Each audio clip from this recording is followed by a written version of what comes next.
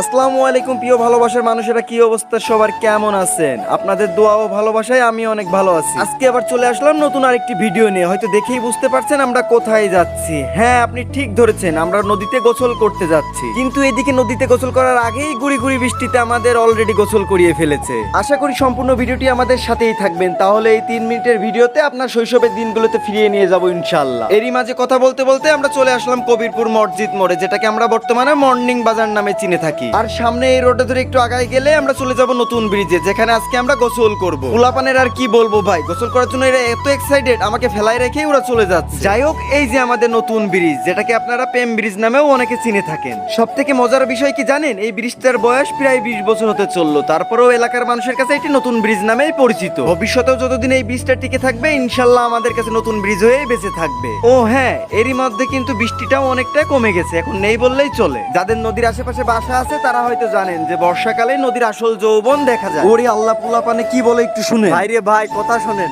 এখান থেকে নাকি আমার লাভ মারতে হবে, এটা কোনোদিন সম্ভব? আমার দ্বারা তো সম্ভব না, তোমরাই মারো, আমি লাভ।